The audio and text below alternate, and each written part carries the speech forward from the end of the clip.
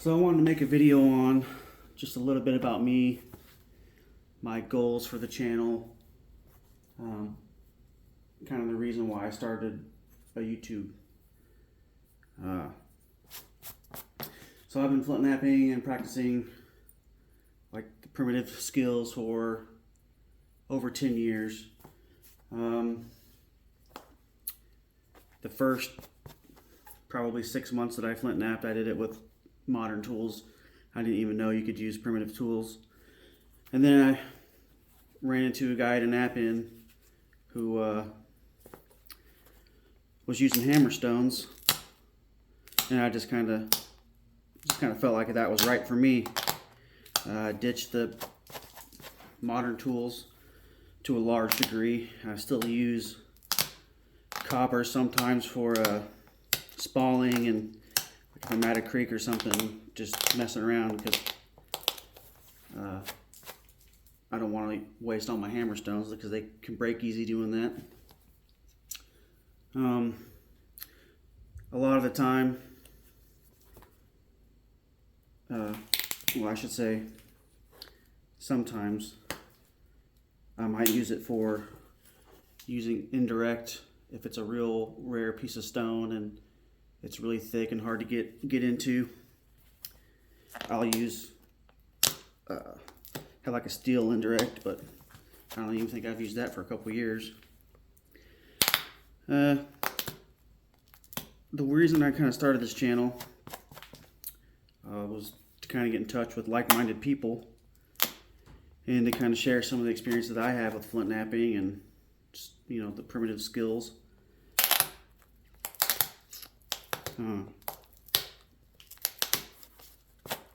And another big reason is that I am going to Africa this summer to bow hunt, and I wanted to document, you know, getting ready and preparing for it, the things that I'm going to make to take, and then, you know, the actual hunting. I just think it'd be kind of cool to do. I am planning on using stone tools when I get there. So I'm going to be, you know, flint knapping as much as I can, practicing flint knapping as much as I can, bow making. I do want to make a Stone Age bow. I have done that before, but this one I want to try to make, you know, efficient and really, you know, good for taking down game. So that's kind of why I started this channel, was to document that. I also want to try to help people with hammerstone work. It's kind of a hard thing to learn. It's taken me a long time to learn what I do know, and I'm by no means great at it, but I do have a lot of experience with bifacing with hammerstones. It's kind of what I like to do the most. I mean, making points is fun and all, but I don't know, just bifacing with the hammerstone is fun to me. So I have a lot of experience with that.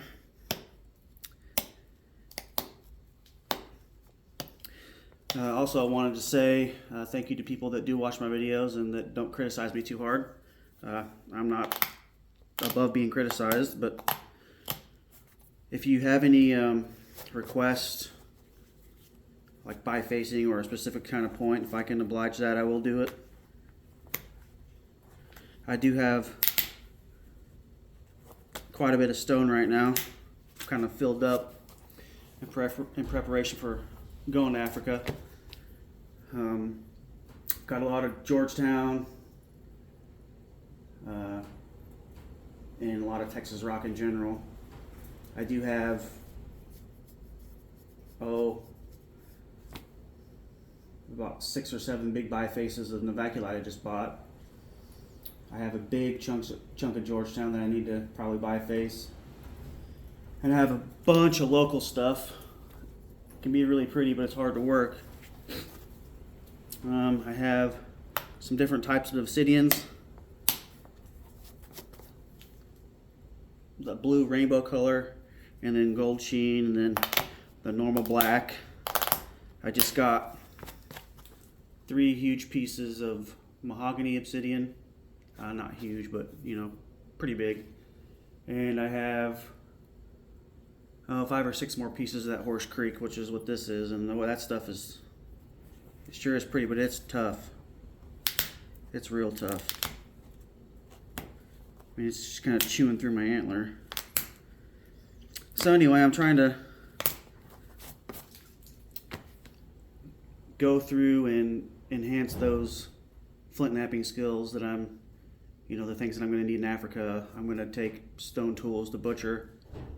I want to try at least one animal that way over there.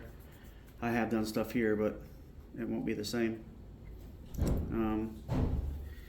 And as far as like the arrowheads that I'm actually going to use, I want to get them, you know, I'm going to practice the whole time from now till then, making them sharp.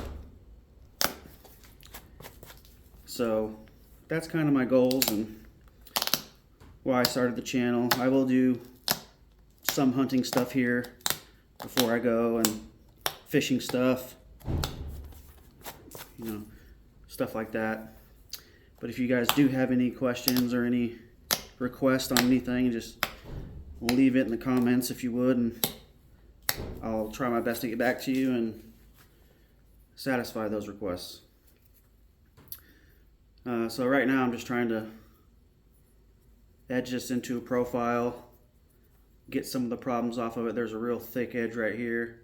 I'm kind of using that to put a couple flakes across here. Nothing crazy. I'm not used to doing it on my lap so much. I'm used to bracing it between my legs, but I don't think you guys will be able to see that very well. I'm gonna have to switch to something else. This is just an elk antler beam. You can see where it split off, and then I just rub the point down on some rocks. Works pretty good, but it's a little soft. The hard part of the beam is pretty thin. You can kind of see the difference in color there. So let's go with maybe this. That's too big. Let's try this elk.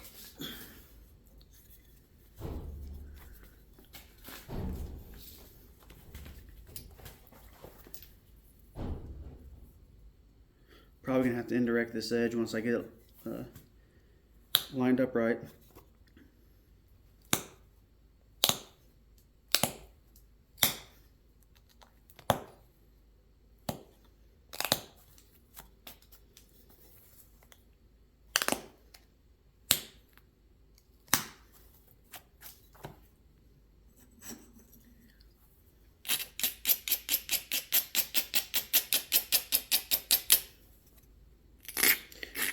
I am going to a bow making class with Mike Yancey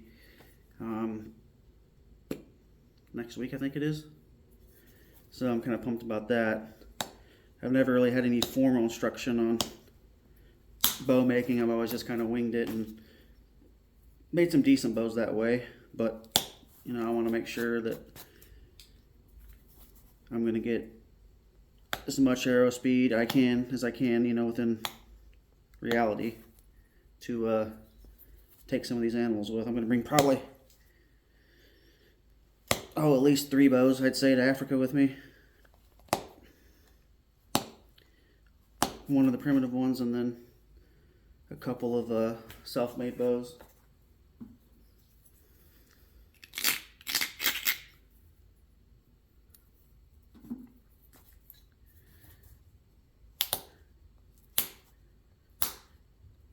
So that Horse Creek that I've been bifacing in the videos, it's getting pretty small. I did a couple videos at indirect and I had somebody stop in, so I had to stop the video and restart it. And I'm not quite good at editing yet.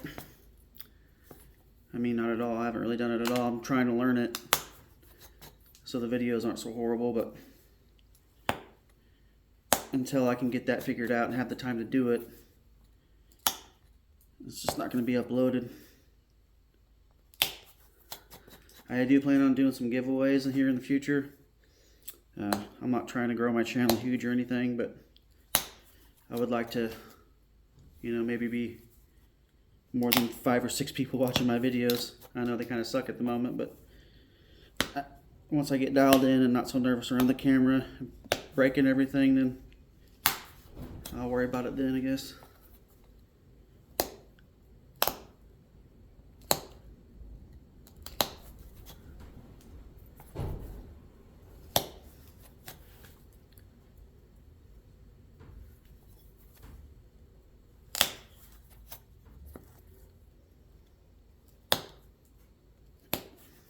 But that piece is right here.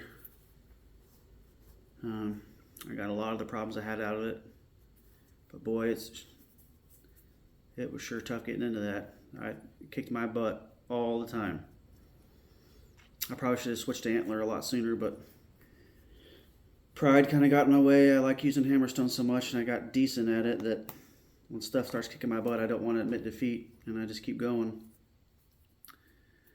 But I was looking in a book that I have, the little clovises that are about that big, so I might try to do something like that, or maybe even just make a small arrow point. It'd be sad to waste all that rock, but I did get a couple good flakes out of it.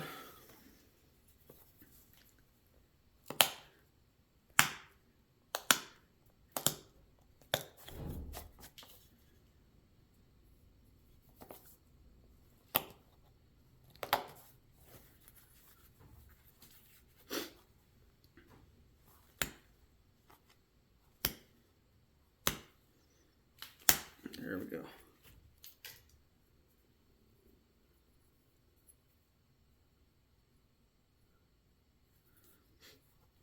So I just took a flake down the edge and removed a mass and lowered the edge so I can come back this way and kind of get some. I'll probably do that again when I go down this side. So maybe then I won't have to use indirect on this. Almost like making a Buren.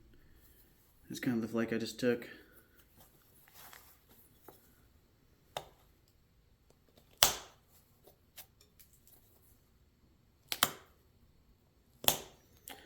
I'm not necessarily trying to send any big flakes right now. I'm just kind of building a little convexity on the edge, so. And then once I get it all edged, then I might do that.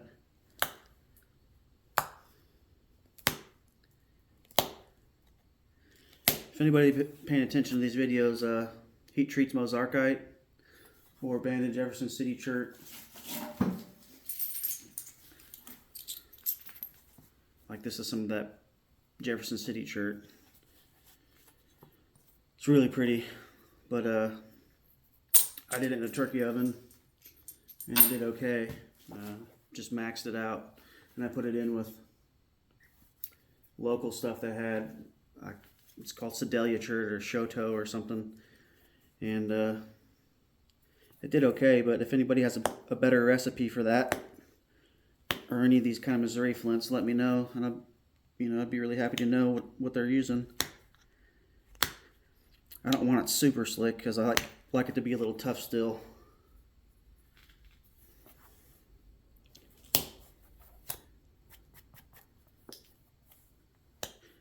It seems like I break a lot of points that are, brittle with hammerstones. I mean, I've got probably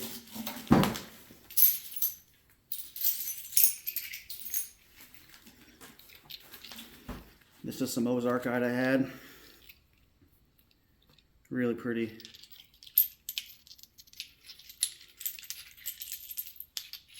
Avaculite.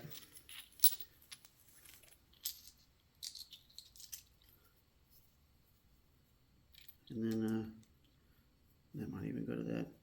Some gold sheen obsidian. Broke during the flute. Dove right through. I've been seeing online people making a jig. I might do that. Like I was saying in my other video, when I flute it kind of earlier in the game, it's not so bad, but once it gets, seems like to like a certain thickness, that I would consider somewhat thin. It's like 1 out of probably every 3 or so I'll snap.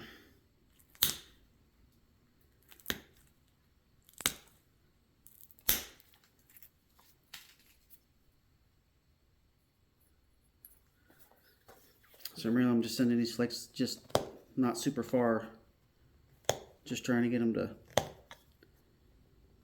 turn this edge.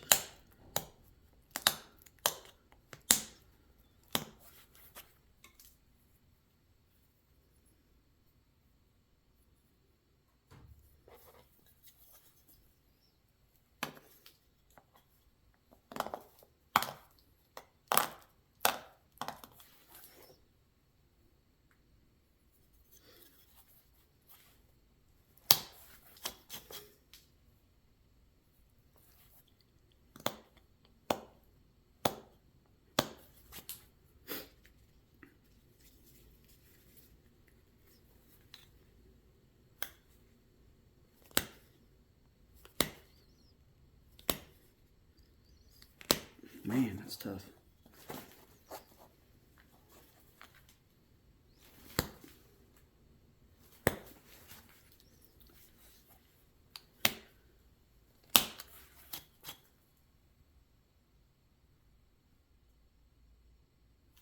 I'm gonna have to switch to this a little bit harder and more power. See if I can't get into this and at least get this edge off. I don't know if you guys can see this very well, but I'm just gonna go down this stout edge and zigzag a little bit. But alternately to zigzagging, what I like to do is, you see this flake, it came from this side and it shot across the edge a little bit. And what that did is it lowered the edge enough to where now this, I can take a flake on this overhang. So I'll do that to where it gets stout again, you know, take a spacer flake and then shoot another one up that ridge, or up the edge I should say, and keep shooting it that way. I do that sometimes with percussion too. If you got a real stubborn spot that's thick,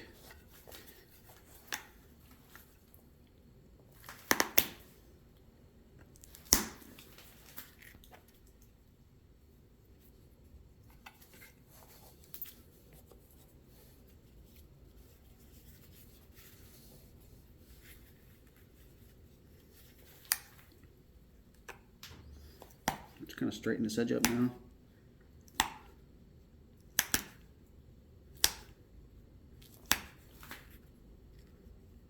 Normally in this situation I could take an up pick at like an angle like this,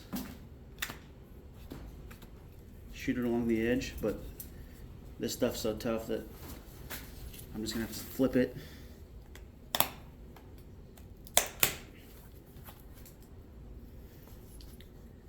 You can see shot along the edge, but it lowered it. So now the platform's a little lower and I can now get that.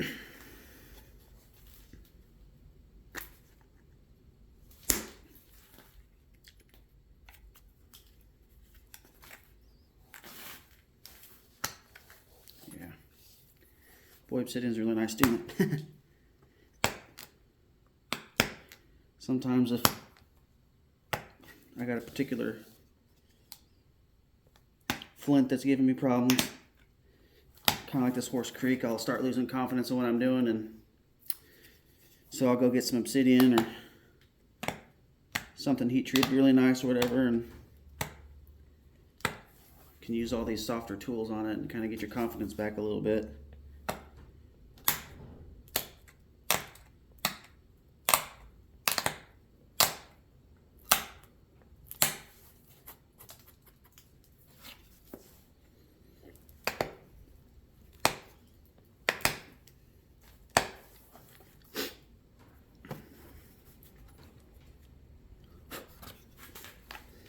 Don't have much time today to flint nap.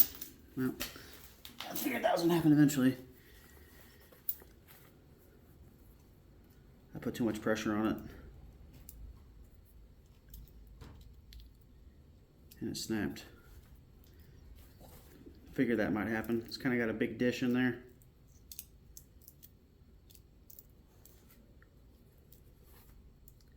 You can kind of see.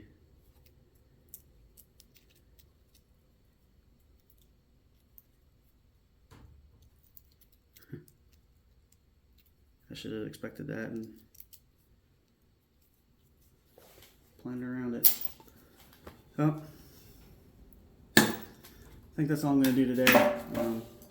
Like I said, if you guys have any material you want to see, if you want to see spalling on that Georgetown, or, you know, I got some spalling size hammerstone. It'll probably work with that Georgetown. It's not too tough. And a lot of the Cortex is already off of it. So I could spall that. Or like I said, any of the obsidians or anything. Just let me know. Thanks for watching.